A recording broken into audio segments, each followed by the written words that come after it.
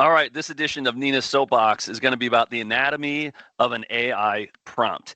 Now, we're going to be focused on Copilot, Microsoft's Copilot. However, a lot of these contexts are similar across different AI resources you might use. So keep that in mind as Nina goes about it. But there are lessons to be learned, and persistence pays off.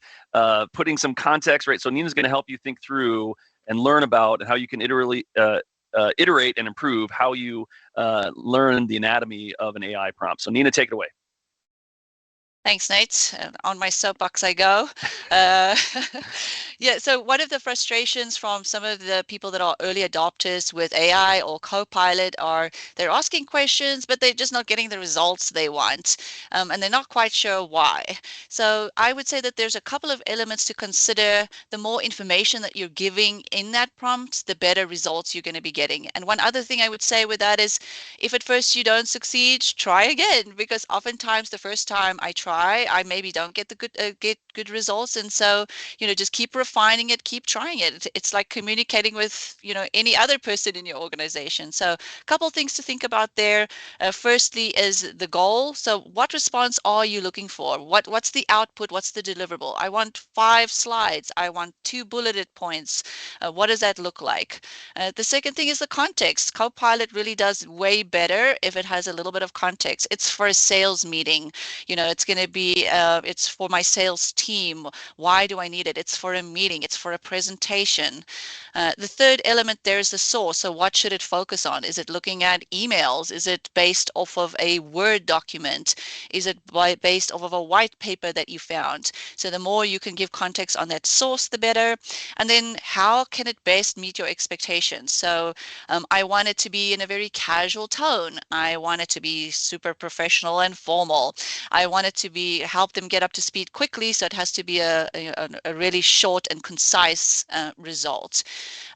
In a nutshell, the way I kind of think about it is the typical who, what, when, where, and how. And if you kind of keep those concepts in your head, I think it's a whole lot easier to put the prompt together.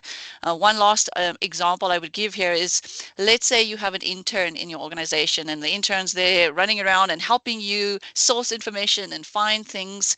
If I say to the intern, can you please draft a 5-bullet document on, a marketing proposal, I might kind of get a little bit of a quizzical look on her or his end. Again, just like with a colleague, the more context and the more information you can provide, the better those results will be. Yeah, and I think so, Nina. I also think, as you said, try again. Even if you try this, I remember using a Copilot to help me draft a communication, and after I feel like I got the message right, but then I said, "Hey, can you rewrite this and use a little bit more empathy?"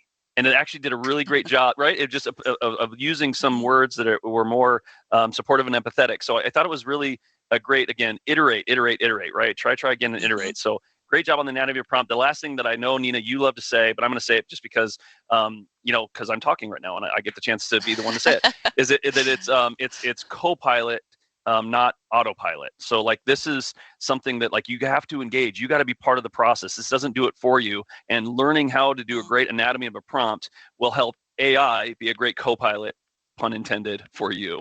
All right. Until next time, be productive and stay secure.